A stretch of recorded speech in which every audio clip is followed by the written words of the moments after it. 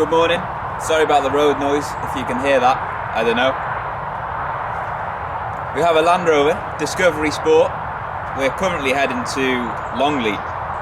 So I've borrowed the car for the day. So have a look, see what it's like, give it a test drive. It's a 4-hour journey.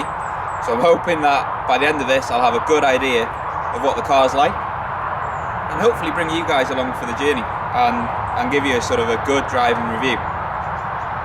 So let's roll the cinematic shots and crack on with the drive.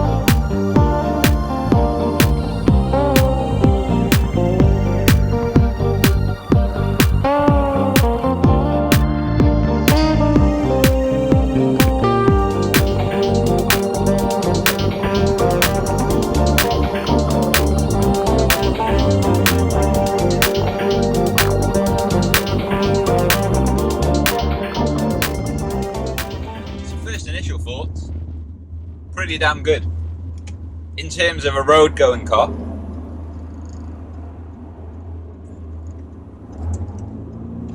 We're just pulling onto the 55 from pretty much a dead start, and it pulls amazingly, but it is a TD4 engine, so the engine's been around for a long time. It's been well used, been a bit more refined, I think, in this vehicle. But the space inside, everything, it's comfortable, heated seats, screen, it's got everything you need. And I know a lot of people disagree with this, but I think it looks great from the outside. The rear lights, not too sure about, but the front, from the front, the roundness, the shape of everything, I really like this car. But to drive, well, this is going to be the good test now. It's a 4-hour journey. Sat-nav says I'm getting there for 25 past 1, and we'll see what it's like on the journey down. I've got my snacks with me. I've got my drink, and I've made some coffee just in case anything does happen. It's -3 today, so it's a bit foggy. It's a bit icy. So I'm quite glad that I'm in something like this. Although I know if you've watched my channel before, I know the Jeep would have done the journey fine, but you know, let's be realistic. This is a nice modern new car, and the Jeep is getting on a bit, so it's quite a nice change to be in something like this. So I'm going to drive for a little bit, and I will probably bring you back a little bit later, and hopefully I'll still be driving and there'll be no problems. But it is a Land Rover, and we've got to remember that it's the little green oval badge, so we'll see.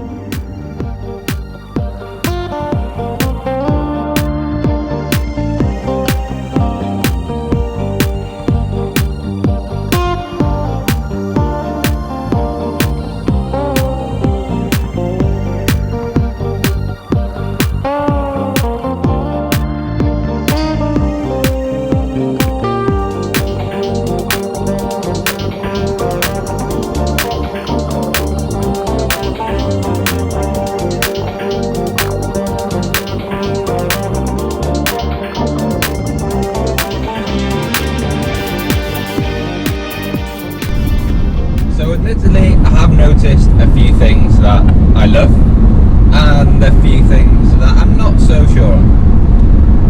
Let's start with the heated steering wheel. My god, this thing is a genuine godsend. It heats up so nicely that you literally start to sweat. It turns itself off when it gets to a certain temperature, And although it has now reached the magical number of 0 degrees outside, I'm sat in here nice and toasty warm, which is not what I can say when I've driven my previous Discoveries. In the Discovery 1, I was freezing regardless of the temperature outside, and the Discovery 2, the TD5, wasn't much better, although it was a little bit better. The heated seats in here are amazing.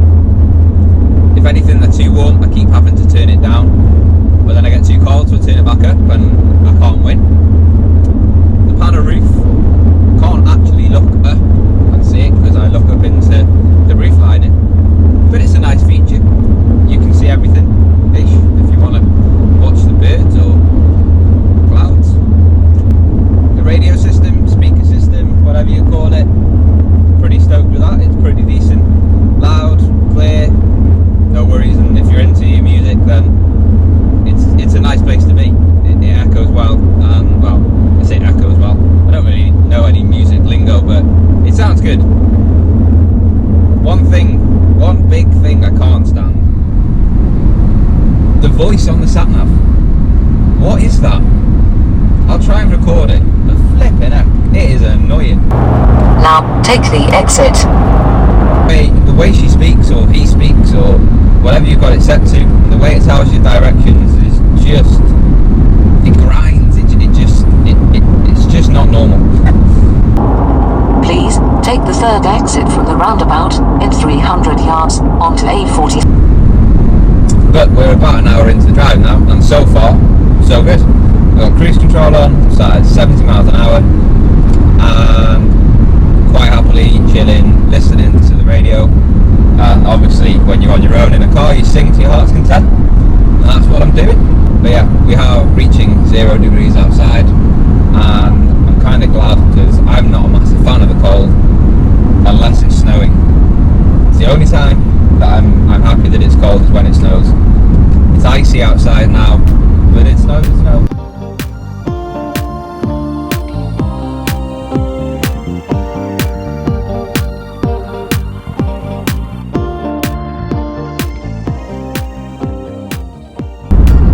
Interestingly enough, I've just had to use the flappy paddles to change gear. Because yes, this does have flappy paddles and a sport mode, which I used to join onto the M6. And it works great. This is like a 7-speed gearbox. There's bloody heaps of gears. Paddles, I never really saw the point of being in this car until I took one off-road. I got invited to a Land Rover off-road centre to test drive a Discovery Sport off-road, which I think you get invited to when you buy one of these from a Land Rover dealer. And it's the same with all the Land Rover models. You'll get an invite to your nearest off-road centre. But anyway, I got the invite through the post and I decided to go along just to see really what this was about. When I got the invite, this was pretty much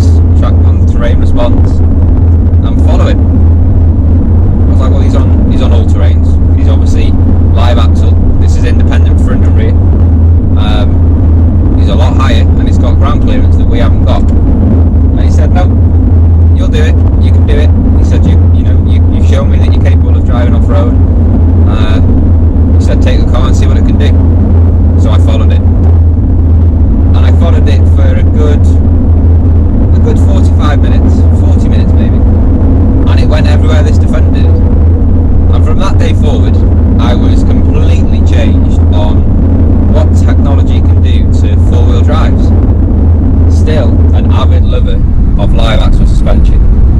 I don't think that you can beat it, but you can keep up with it in newer cars. And I say it's a car because I'm driving down the M6 with cruise control on, listening to music, not listening to mud tyres and engine noise, because I'm basically in a thin metal shell, which is what I used to be in when I had the Defender, and almost the same with the Discovery 1. That was a 300 TDI. When you talk like over 30 miles an hour, it just wanted to cry.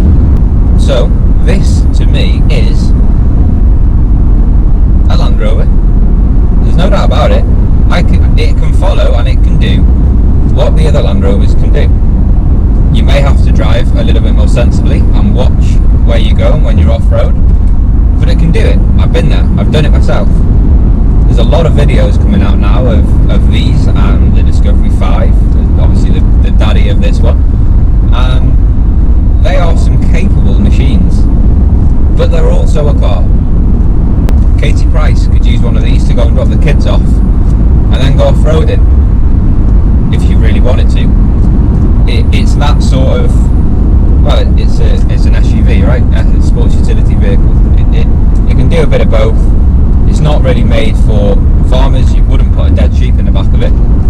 I don't think you do that in the new Defender either, but you can go and take the kids to school and then go off-roading round Wales and go out into the middle of the sticks, and it would get you there and back. Well, it would at least get you there. It is a Land Rover.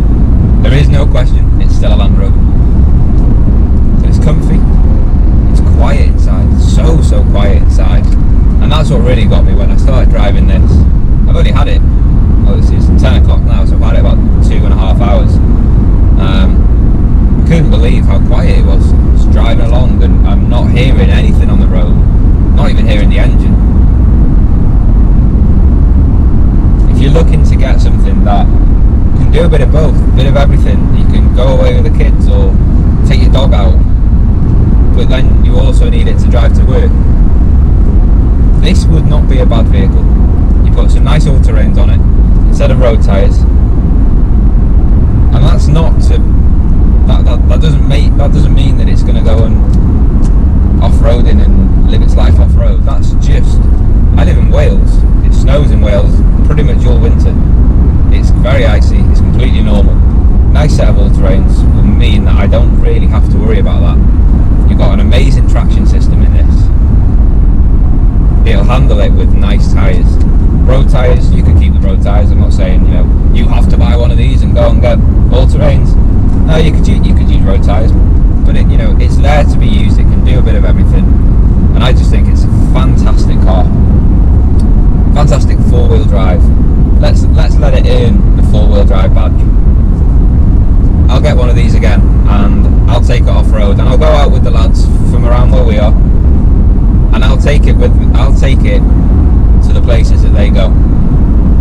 I may have to drive a little bit cleverly, but we'll give it a shot.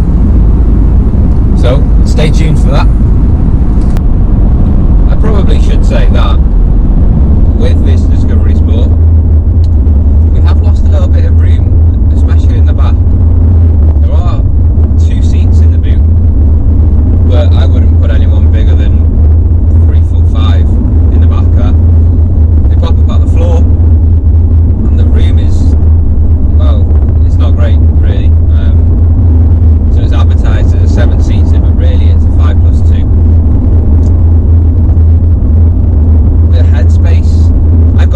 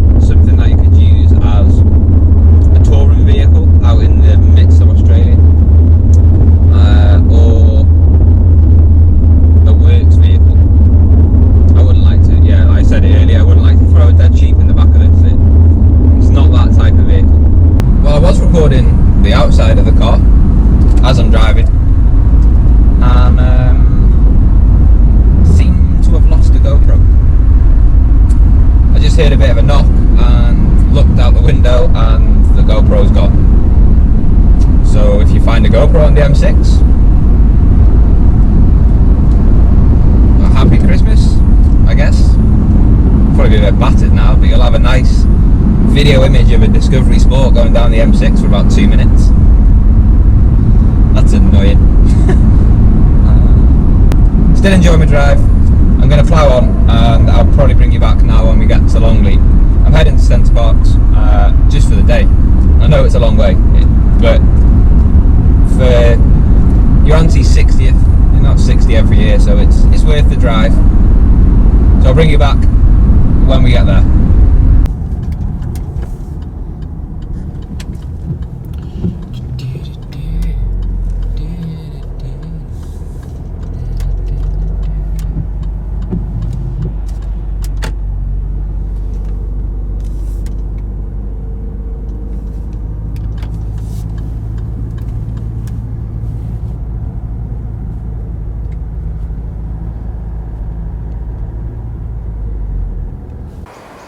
And that's that. So we're here. It's 4 hours it took me to get here today, but the Disco has performed perfectly.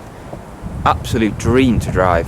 Honestly, if you're thinking about getting an SUV, have a look at them. The colour is amazing, the way it drives is amazing. 7-speed gearbox, automatic with paddles. It's quality.